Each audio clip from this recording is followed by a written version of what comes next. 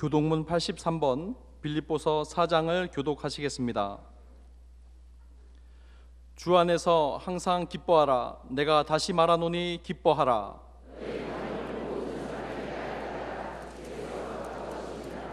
아무것도 염려하지 말고 다만 모든 일에 기도와 간구로 그리하면 모든 지각에 뛰어난 하나님의 평강이 끝으로 형제들아, 무엇에든지 참되며 무엇에든지 경건하며 무엇에든지 오르며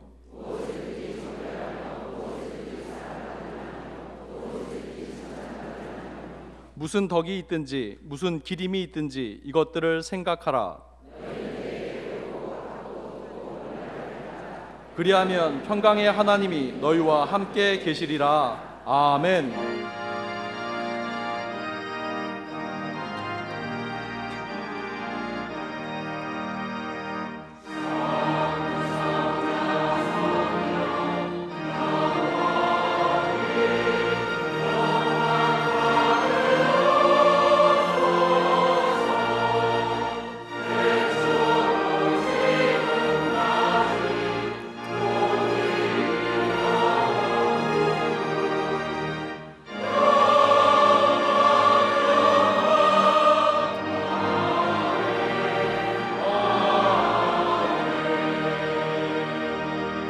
전능하사 천지를 만드신 하나님 아버지를 내가 믿사오며 그 외아들 우리 주 예수 그리스도를 믿사오니 이는 성령으로 잉태하사 동정녀 마리아에게 나시고 본디오 빌라도에게 고난을 받으사 십자가에 못 박혀 죽으시고 장사한 지 사흘 만에 죽은 자 가운데서 다시 살아나시며 하늘에 오르사 전능하신 하나님 우편에 앉아 계시다가 저리로서 산자와 죽은 자를 심판하러 오시리라.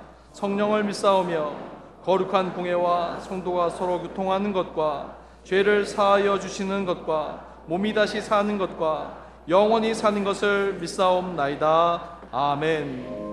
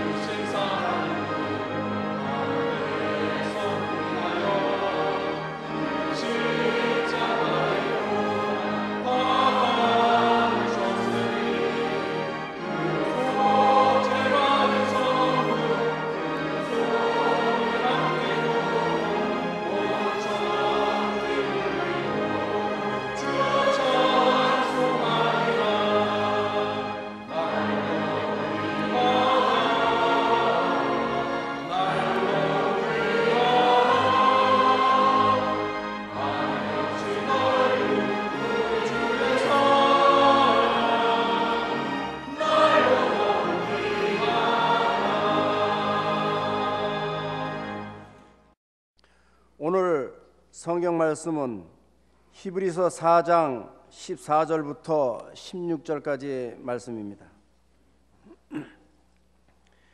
그러므로 우리에게 큰 대제사장이 계시니 승천하시니 곧 하나님의 아들 예수시라. 우리가 믿는 도리를 굳게 잡을지어다. 우리에게 있는 대제사장은 우리의 연약함을 동정하지 못하실 리가 아니요 모든 일에 우리와 똑같이 시험을 받으신 이로되 죄는 없으시니라. 그러므로 우리는 긍휼하심을 받고 때를 따라 돕는 은혜를 얻기 위하여 은혜의 보좌 앞에 담대히 나아갈 것이니라. 아멘.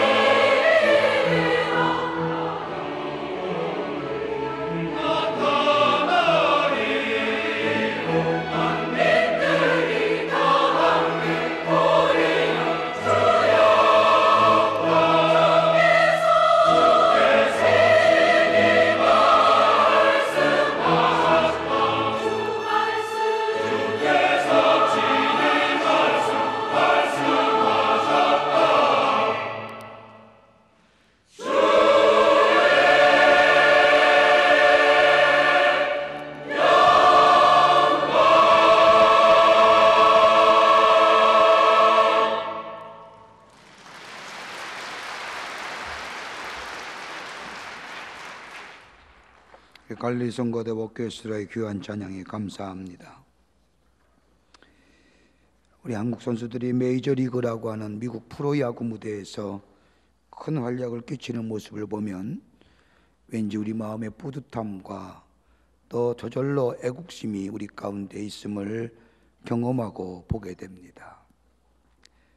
그 가운데 미국의 프로야구의 대부격인 요기 베러우라는 사람이 있습니다. 일생을 야구를 위해 살았던 사람인데 그가 이런 말을 했습니다. 게임은 끝나봐야 아느니라. 야구 좋아하는 사람 한 번쯤은 들어본 말일 겁니다. 이 말의 의미는 결국 마지막이 문제라는 겁니다. 그래서 야구장에 유명한 말이 있습니다. 야구란 투아웃부터란다.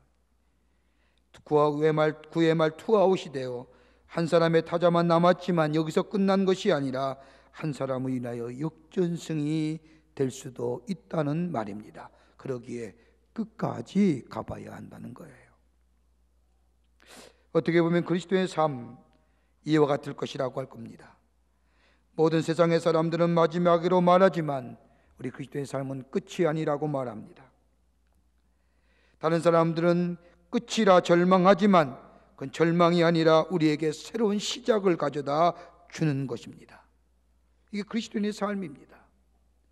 그 대표적인 예가 구약 성서에 나오는 요셉입니다. 여러분, 요셉을 한번 생각해 보십시오.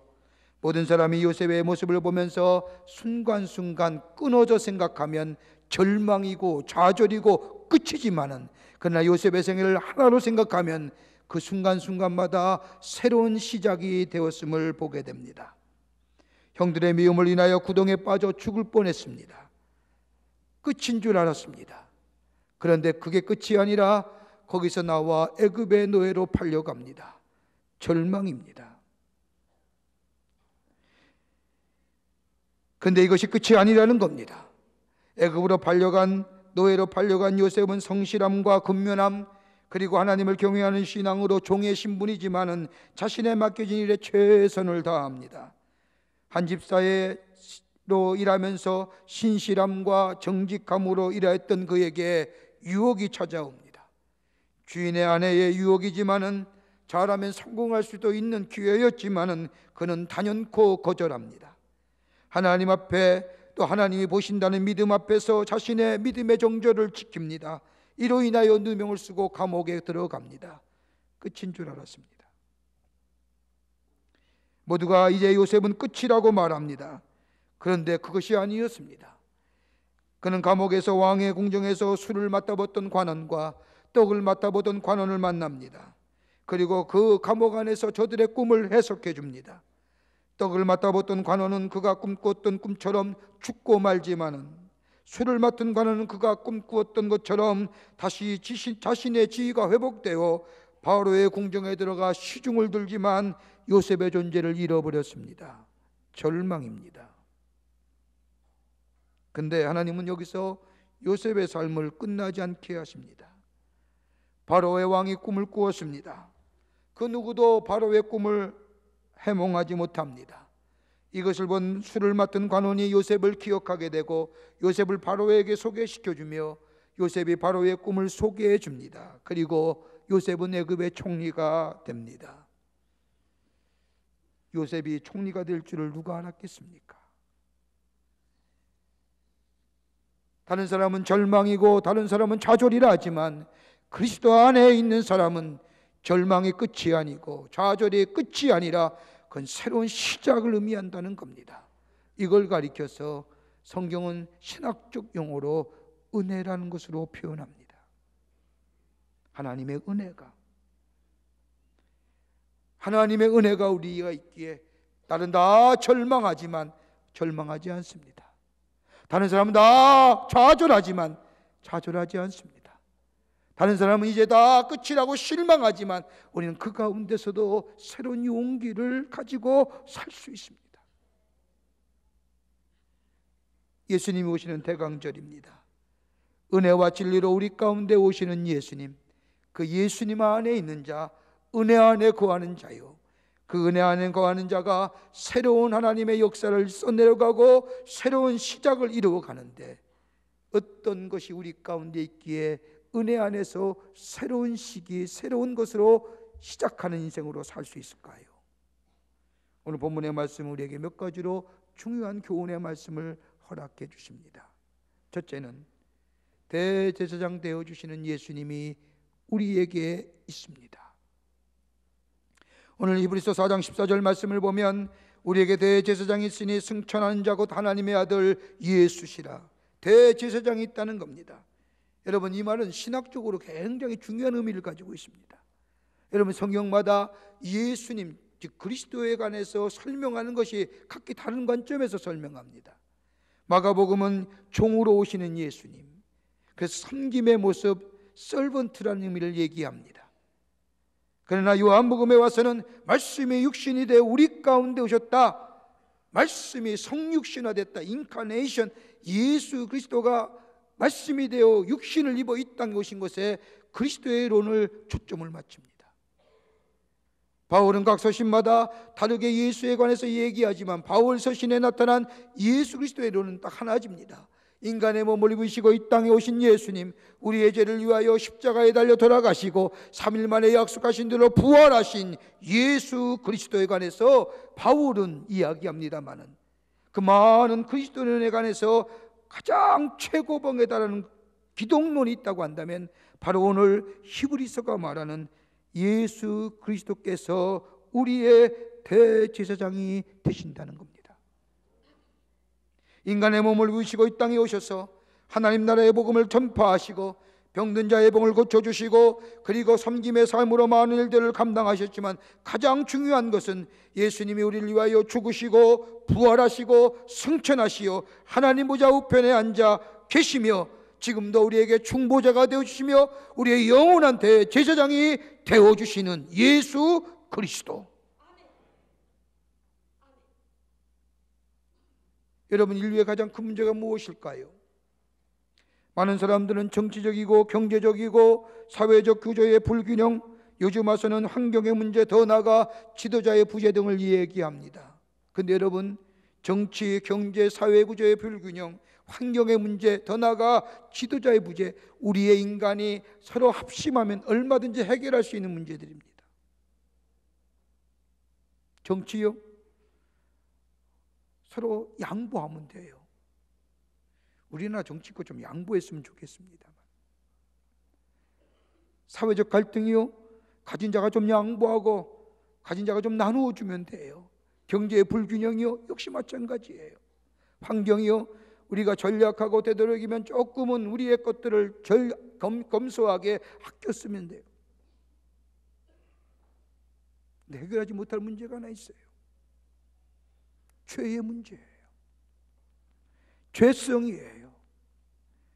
우리 인간의 깊은 곳에 자리 잡고 있는 우리들의 죄의 문제, 여러분 가만히 보세요. 인류의 유명하다는 작품이나 그림들을 보면 인간의 실존에 자리 잡고 있는 죄의 문제를 가장 크게 다루고 있습니다. 셰익스피어의 햄릿 보세요. 터스텝스키의 죄압을 보세요. 까라모조프의 형제들 보세요. 톨스토이의 작품들 보세요. 다 죄성이에요. 인간의 심연에 감추어진 죄의 문제, 이것이 우리의 삶 속에 어떻게 드러나는가, 그 죄성의 악한 모습들을 얘기하며 우리의 죄성을 고발하는 것들입니다. 그런데 아무도 해결하지 못해요. 인간으로서는 해결할 수 없는 죄의 문제, 그러기에 구약시대의 제사장의 임무는 흔없는 번제물을 인간의 죄 대신에 하나님께 드림으로 인간과 하나님에 맡겼던 것, 불편했던 관계를 화목케 하는 것이 제사장의 임무였습니다. 그런데 신약시대에 와서는 그럴 필요가 없었습니다. 화목제물이 더 이상 필요하지 않습니다.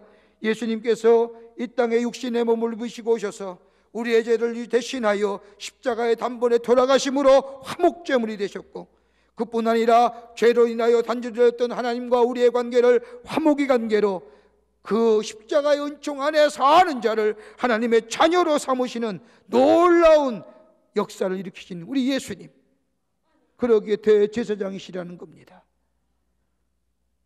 지금도 하나님 보좌 우편에 앉아 계셔서 예수의 이름을 부르는 자에게 구원을 주실 뿐만 아니라 하나님의 자녀가 되는 은혜를 주시군, 거저 주시는 은혜, 바로 대제사장 되시는 예수님의 은혜라는 겁니다. 여러분, 은혜라 생각하면 흔히들 내가 원하는 대로 건강을 얻으면 은혜라고 생각합니다. 내가 바라는 대로 소원이 성취되면 은혜라 생각합니다. 그런데 가만히 보십시오. 내가 바라고 원하는 대로 이루어지는 것들 은혜라 생각하면 철저하게 이기적이고 자기중심적입니다. 그거 되지 않으면 은혜라 생각하지 않잖아요. 내 소원대로 돼야만이 은혜 받았다고, 은혜 체험됐다고 얘기합니다. 또 어떤 사람은 은혜를 보상의 차원으로 생각하는 사람들이 있습니다. 내가 수고한 대로 결실이 맺으면 은혜라 생각합니다. 내가 노력한 대로 열매가 맺어지면 은혜라 생각합니다. 그런데 이것은 참된 은혜의 개념이 아닙니다. 성경이 말하는 은혜의 개념, 참된 은혜는 소원대로 이루어졌음을 이야기하지 않습니다. 보상의 차원도 말하지 않습니다. 성경에서 말하는 참된 은혜의 개념은 거저 주시는 것, 거저 주시는 거예요. 부족하고 연약한 삶, 죄의 유혹에 쉽게 넘어져가는 삶, 그럼에도 불구하고 돌이켜 돌아오기만 하면 우리를 하나님의 자녀로 삼아주시고 하나님 나라의 권세를 주실 뿐만 아니라 하나님의 영상을 덧입혀 주셔서 새로운 영적 존재로 태어나게 하시고 성숙하게 하시고 하나님의 사람으로 살아가게 하여 주시는 것. 때로는 실패하고 때로는 넘어지고 좌절과 아픔 그리고 실패와 괴로움도 있지만 합력하여 선을 이루어가게 하시는 하나님의 놀라운 은혜, 이게 참된 은혜예요.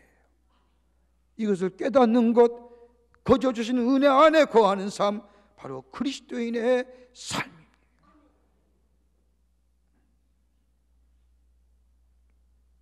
부족하고 유혹에 쉽게 넘어가는 우리의 삶, 죄악의 습성에 벗어나지 못하고 고통당하는 우리의 내면의 실존의 모습들. 그러나 오늘 이 땅에 육신의 몸을 입으시고 오시는 예수님을 우리의 주인 삼고 사는 삶, 그 예수님을 인하여 죄의 문제가 해결되고 하나님과 나와의 불편했던 관계가 화목의 관계가 될 뿐만 아니라 예수가 내 안에 계심으로 나를 위하여 중보하시는 그 예수님을 인하여 내 옛 성품이 변하여 하나님 나라의 백성의 성품이 되고 내 안에 참된 기쁨과 복된 삶 누리는 하나님의 백성의 삶으로 살아가게 되는 줄 믿습니다. 이 예수님이 우리 가운데 오십니다. 둘째로 연약함을 체휼하지 아니하시는 예수님이십니다. 우리 예수님은 우리의 연약함을 동정하신다는 겁니다. 15절의 말씀을 보면 성경은 우리에게 이렇게 말씀합니다. 우리에게 있는 대제사장은 우리의 연약함을 동정하지 못하시리가 아니요. 말이 좀 길어요. 동정하지 못하시리가 아니요. 한마디로 딱 동정하신다는 거예요. 참 말 어렵게 써요, 성경 말씀. 그래서 읽는 사람 보면 헷갈리게 만들어요. 동정하시는 예수님 그러면 될 터인데 우리의 연약함을 동정하지 못하시리가 아니요. 긍휼히 여겨주신다는 거예요. 영어로 표현하면 심패티. 우리의 연약함을 아시는 거예요. 우리의 처지를 이해하고 가볍게 여기신다는 겁니다. 같이 아파하고 같이 슬퍼하신다는 겁니다. 여러분, 예수님의 육신의 몸을 입고 이 땅에 오신 이유가 목적이 어디에 있을까요? 예수님이 이 땅에 오셔서 사셨던 삶의 모습을 보면 배고픔을 경험하셨어요. 거처도 없으셨어요. 마태복음 8장 20절의 말씀을 보면 여우도 굴이 있고 공중에서도 거처가 있으되 인자는 머리 둘 곳이 없도다 하시니라. 거처가 없으신 예수님 그뿐입니까? 슬픔을 통하여 울기도 하셨습니다. 우리들처럼 기쁜 일을 보셨을 때는 환하게 웃기도 하셨습니다. 인간의 배신과 굴욕도 맛봤습니다. 왜 이렇게 우리와 똑같이 아픔과 고통과 기쁨과 슬픔을 당하신 예수님, 왜요? 다른 게 아니라 우리를 사랑하시기 때문에. 우리의 모든 것을 아시지만은 인간의 몸을 위시고 몸소 같이 고통하시는 예수님, 바로 하나님의 사랑이 확증되신 바 된 것이요, 그것이 바로 하나님의 계시적 사건입니다. 그러기에 예수님의 모습을 가만히 보십시오. 예수님은 당신에게 찾아오는 사람에 대하여 한 번도 책망하거나 꾸짖지 않으셨어요. 꾸짖으신 적 보셨어요? 한 번도 꾸짖지 않으세요. 화내신 적이 없어요. 그러나 예외는 있지요. 믿음이 없는 경우는 책망하세요. 왜 믿음이 없느냐? 왜 믿음이 없는 세대요? 왜 믿음이 적으냐라고 말씀하시지, 그 밖의 것들에 아픔과 절망과 좌절과 슬픔과 괴로움, 그런 자들이 찾아왔을 때는 예수님이 한마디도 책망하신 적이 없어요. 여러분 한번 보세요. 예수님의 공생의 생애 가운데 성경에 나타나는 예수님을 찾아온 사람들 보십시오. 다 아픈 사람이에요. 온전한 사람이 하나도 없어요. 육신의 병이 걸렸든지 마음의 병이 걸렸든지 영적인 질병이 걸렸든지 다 병든 자들이 주 앞에 나왔다는 거예요.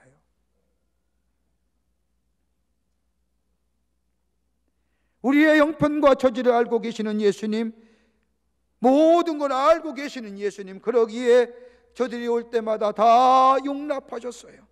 아니, 내가 아는 것보다 더 많은 것을 소상히 알고 계신 우리 예수님은 그 누구도 책망하지 아니하시고 다 받아주시고 다 영접하셨습니다. 마치 요한복음 10장에 말씀하신 것처럼 예수님이 자신을 향하여 선한 목자라고 말씀하신 것처럼, 여러분, 선한 목자 어떤 자예요? 양을 잘 아는 사람이에요. 한 마리 한 마리 소상하게 아는 자가 목자요, 선한 목자예요. 양의 몸짓이나 소리만 들어도 양의 상태를 압니다. 그뿐 아니라 양을 아프기라도 하면 양을 껴안고 끝까지 보살펴주는 자가 목자, 선한 목자라는 겁니다. 우리 예수님이 그런 분이에요. 얼마 전에 한 방송 매체에서 청도 소싸움에 관한 이야기를 하면서 소를 키우는, 싸움 소를 키우는 농부의 이야기를 이렇게 보여준 적이 있습니다. 참 재미있게 봤습니다. 근데 제게 큰 감동을 준 것은 이 농부가, 이 소를 키우는 저 사람이 소와 같이 생활해요. 소가 아프면 같이 아파해요. 싸움에다 뿔이나 다쳐서 피가 났기도 하면 마치 자신의 몸에 상처가 난 것처럼 아파하는. 소를 눈빛만 보면 알아요. 저 녀석이 뭘 원하는지. 소도 마찬가지로 주인의 음성만 들으면 뭘 원하는지 알아요. 그렇게 하니까 청도의 소싸움에서 우승하더라고요. 선한 목자의 보살핌이 있는 양이 푸른 초장과 쉴만한 물가로 인도함마다 그의 삶에 그의 양이 풍요로운 것처럼 예수님이 우리의 선한 목자가 되어주신 것은 우리의 삶 속에 우리의 처지와 우리의 형편과 우리의 모든 것을 잘 알고 계시는 예수님, 능력 많으신 예수님이, 지혜가 많으신 예수님이 우리의 선한 목자가 되어주셔서 우리의 삶을 인도해 주시고 우리의 처지와 형편과 아픔을 다 아실 뿐만 아니라 체휼하지 아니하시고 동정하시고 함께 아파하시는 그 예수님의 은혜가 우리 안에 있다고 하는 사실, 여러분, 여기에 위로가 되는 거예요. 그러기에 주의 보좌에 나아갈 수 있는 거예요. 그러기에 예수님의 오심을 누가복음에는 하늘에는 영광이고 땅에서는 평화라고 하는 거예요. 여러분, 우리의 형편과 처지의 실망과 좌절, 괴로움과 아픔, 여러분, 이 문제가 해결돼요. 뭐가 돼요?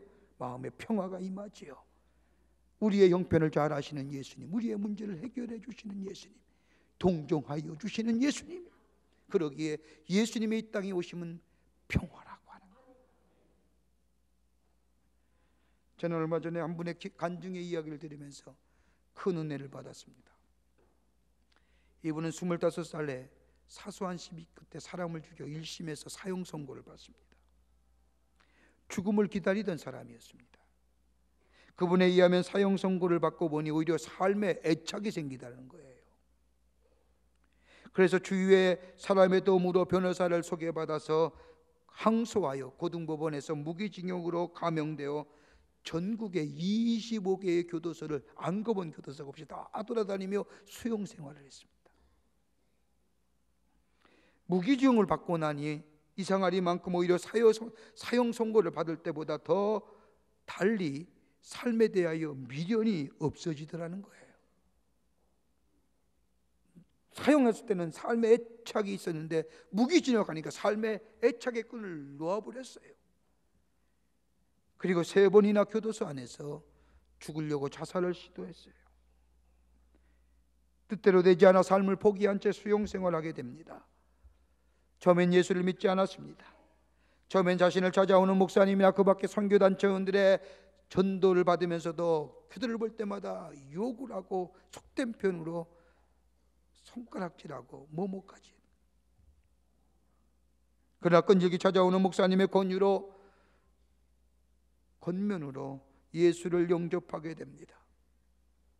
사람을 죽인 사람, 나 같은 사람도 예수 믿기만 하면 하나님의 자녀가 되고 구원과 영생과 생명을 얻게 된다는 말에 처음에는 의심이 갔으나 목사님이 건네주시는 말씀과 더불어 성경을 읽으면서 예수 만납니다. 누구든지 예수를 믿으면 구원을 얻으리라. 우리의 죄와 허물을 위하여 십자가에 돌아가신 예수님, 말씀 가운데 그 예수님을 만나 은혜를 체험합니다. 그리고 새로워집니다. 죽으려 했던 자신의 모습을 회개하며 비록 영어의 몸이지만 그 안에서 예수를 열심히 믿습니다. 만나는 사람마다 예수 전합니다. 이렇게 새로운 존재로 20년을 삽니다.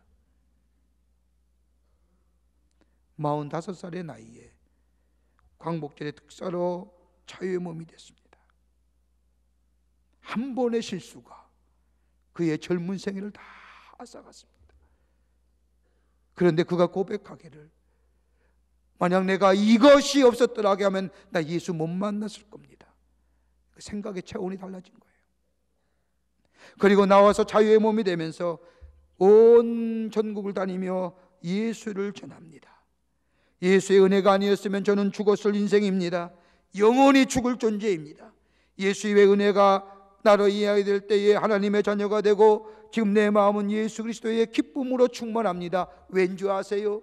예수와 나와 같이 아파하시고 나와 같이 슬퍼하시고 나의 죄된 모습이나 연약한 모습, 죄의 유혹에 빠져드는 모습 책망하지 아니하시고 돌아오기만 하면 쾌유하지 아니하시고 받아주시는 예수님. 다른 사람은 손가락질할지 모르지만은 우리 주님은 한 번도 자신을 향하여 책망하지 아니하시고 오히려 나를 불쌍히 여겨주셔서 긍휼과 자비를 베풀어 주시는 예수님, 그 예수님이 아니었더라면 나는 이미 이 세상의 사람이 아니었다는 거예요. 그의 고백입니다. 그러면서 예수 전합니다. 긍휼을 베푸시는 예수님, 동정하시는 예수님, 체휼하지 아니하시는 예수님. 여러분, 그 예수님 모시고 사는 삶, 우리의 연약함을 아세요. 아실 뿐만 아니라 우리에게 힘을 더하여 주세요. 우리의 부족함 아세요. 우리의 죄의 유혹에 쉽게 넘어가는 거 아세요. 중보자 되시는 그 예수님이 우리를 위하여 기도하실 뿐만 아니라 우리의 선한 목자 되셔서 죄의 유혹을 이기게 하시고 연약함을 강하게 하시고 그리고 새로운 용기와 기쁨이 충만한 궁극적으로 하나님의 백성의 삶으로 이 땅에서 승리케 하시는 역사가 우리 가운데 임하게 될 줄 믿습니다. 끝으로 때를 따라 돕는 은혜가 우리 가운데 있습니다. 16절의 말씀을 보면 우리가 긍휼하심을 받고 때를 따라 돕는 은혜를 얻기 위하여 은혜의 보좌에 남대히 나아갈지니라. 여러분, 때를 따라 돕는 은혜래요. 여러분, 이것만큼 귀한 말씀이 어디 있어요? 때를 따라 돕는 은혜래요. 아무런 대가나 그 밖의 것들을 요구하지 아니하시고 하나님의 자녀가 된 자들에게 하나님은 때를 따라 돕는 은혜를 베푸신다는 겁니다.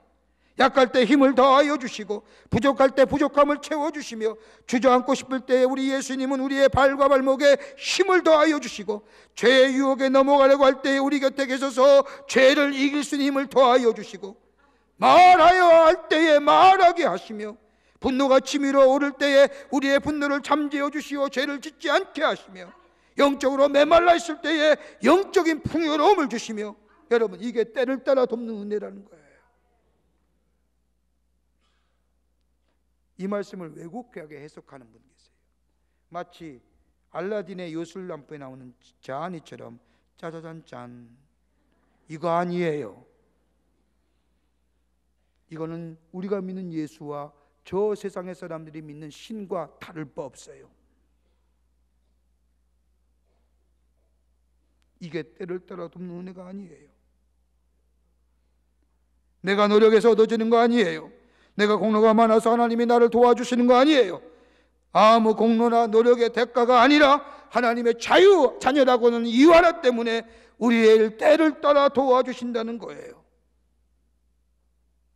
여러분, 열왕기하 2장의 말씀을 보면 엘리야가 자신의 사역을 다 마치고 하늘나라로 승천할 때에 엘리사가 쫓아옵니다. 그리고 엘리야가 엘리사에게 묻습니다. 내 소원이 무엇이냐? 그자 엘리사가 대답합니다. 당신이 받은 영감을 갑절로 내게 주소서. 하나님의 사람으로 엘리야 시대보다 더 어려워져가는 시대의 모습을 본 엘리사, 그가 구한 것은 갑절의 하나님의 영광이에요. 여러분 보세요.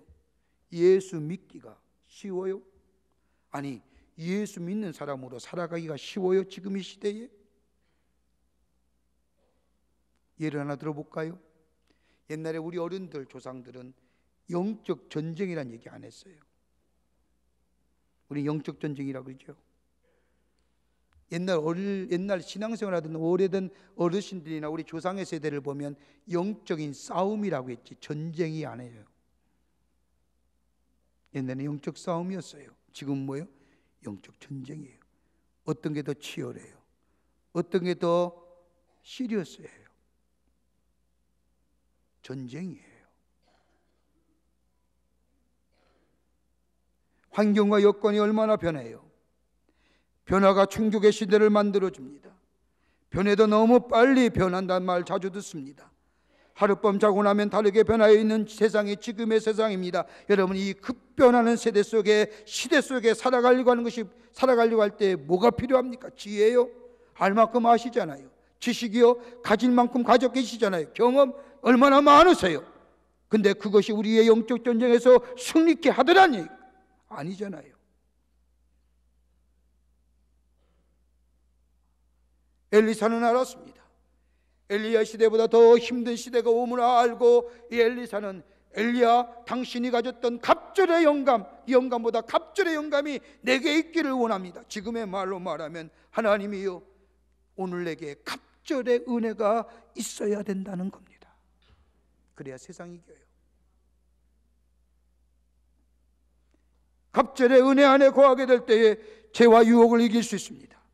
갑절의 은혜가 있을 때에 우리의 때를 따라돕는 하나님의 은혜로 인하여 매일매일 승리할 수 있습니다. 내 영적인 상태가 변화해지고 내가 흔들리지 않는 믿음의 소유자가 되어 더 나아가 우리 안에 역사하시는 하나님의 역사를 증거하는 하나님 나라의 백성의 삶 됩니다. 그런데 어떻게 얻어요? 오늘 성경은 말씀하십니다. 구체적으로 우리에게 이렇게 말씀하십니다. 은혜의 보좌 앞에 나아가야 하느니라. 은혜의 보좌가 뭘까요? 예수 앞에 나아가야 된답니다. 아니, 쉽게 표현하자면 내가 예수 안에 있어야 됩니다. 그럴 때에 갑절의 영이 우리 안에 임하며 때를 따라돕는 은혜가 임하며 이것을 통하여 세상을 이기는 자 됩니다. 요한복음 15장의 포도나무의 부처럼 저가 내 안에, 내가 저 안에 거하게 될 때에 예수 그리스도의 은혜에 갑절의 은혜가 임하며 때를 따라 돕는 은혜 속에서 보는 것이 달라지고 생각하는 것이 달라지고, 꼭 좋고 기쁜 것만 은혜의 삶은 아니라 절망과 비록 좌절과 어려움의 삶에 있다 할지라도 우리 하나님은 합력하여 선을 이루는 역사를 우리가 보게 되고 느끼게 되고 고백하는 삶,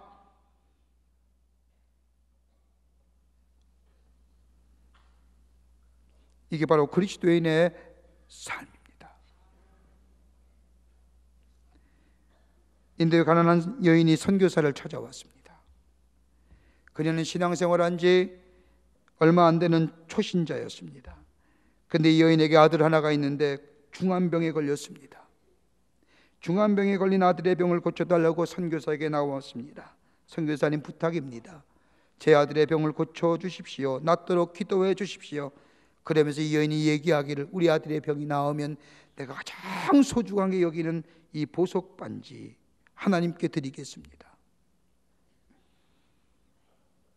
기도에 응답이 있으면 아들의 병이 나으면 이 보석 반지 드리겠습니다라고 돌아갑니다. 선교사는 시간마다 하나님 앞에 간절히 기도합니다. 얼마 후에 이 여인이 다시 선교사를 찾아왔습니다.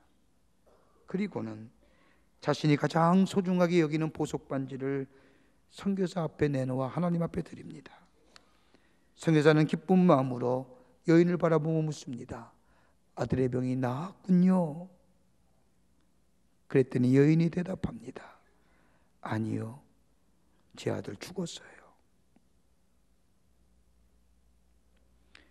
그래서 성경에서는 의아해서 묻습니다. 아들이 죽었는데 왜 이 반지를 하나님 앞에 드립니까? 그러자 이 여인이 얘기합니다. 선교사님, 여기에 은혜가 있기 때문입니다. 아니 무슨 은혜요? 그러자 이 여인이 자초지종의 아들에 관한 이야기를 합니다. 제 아들은 속을 많이 썩힌 아들입니다.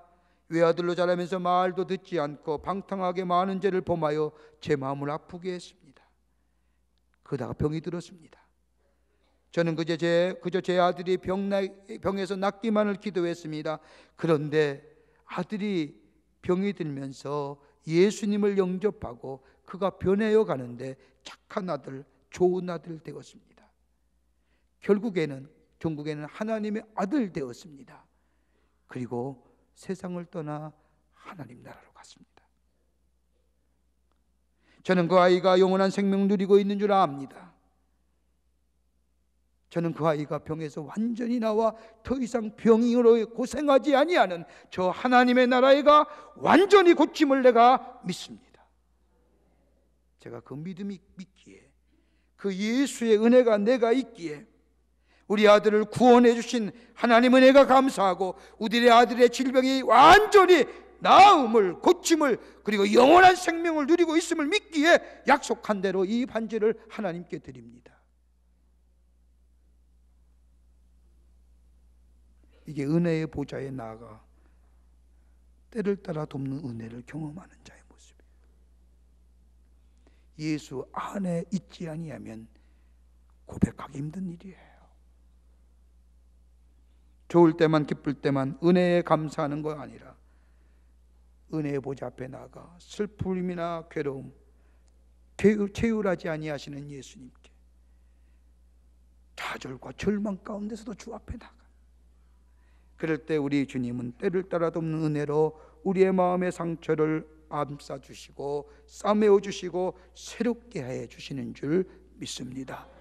골프공 아시지요? 적은 공이에요. 그 골프공에 흠이 없다고 하면 비고리와 가순육이 생기지 않는데요. 골프공에 흠이 있기에 탁 치는 순간 그 흠 때문으로 인하여 멀리 빨리 날아간다는 거예요.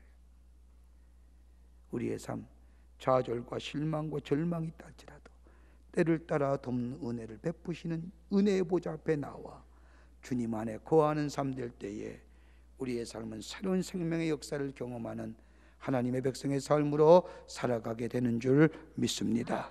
이 예수님이 우리의 옷입니다. 이 예수님 모시고 승리하시는 여러분과 저와 되시기를 주의 이름으로 축원합니다. 사랑해 주님 감사합니다. 부족하고 약한 저희들을 주께서 자녀 삼으시고 오늘 주신 말씀처럼 때를 따라 돕는 은혜로 우리의 삶 인도해 주심에 감사합니다. 매일매일 은혜의 보좌에 나아가는 저희들 되게 하여 주시고 주의 은혜 안에서 우리의 삶이 매일매일 새로운 생명의 역사를 경험하여 주님을 높이는 우리 모두가 되게 하여 주시옵소서. 주의 은혜가 우리 가운데 늘 충만케 하여 주실 줄 믿사옵고 예수님의 이름으로 기도하옵나이다. 아멘.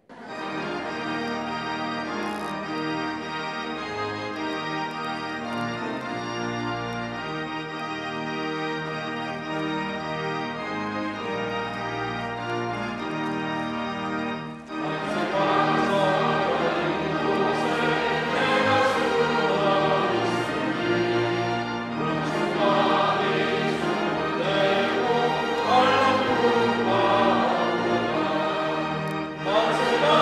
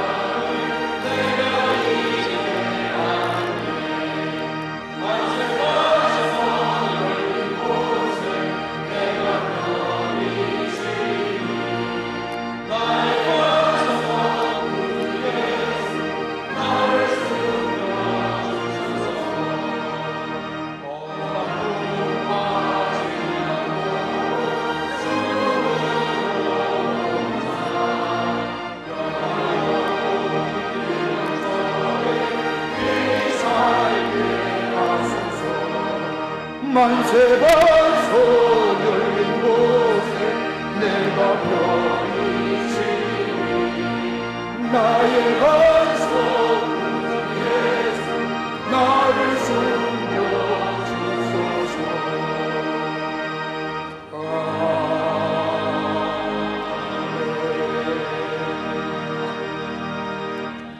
지금은 우리 주 예수 그리스도의 크신 은혜와 하나님 아버지의 한량없으신 사랑하심과 성령님의 인도하심이 예수 오심을 기다린 이 대강절 아침에 하나님 전에 올라와 마음과 정성을 모아 하나님 앞에 예배드리며 은혜의 보좌에 나아가 때를 따라돕는 은혜를 통하여 매일매일 삶 속에 하나님의 은혜 안에서 기쁨과 감격과 승리의 삶을 살기로 새롭게 다짐하고 저 세상을 향하여 나아가는 우리 모든 사랑하는 광림의 권속들과 영상을 통하여 하나님 앞에 예배드리는 한국교회 성도들과 그 밖에 당신의 거룩한 백성들 위해 주께서 지금으로부터 영원토록 함께 하시기를 간절히 축원하옵나이다. 아멘. 조실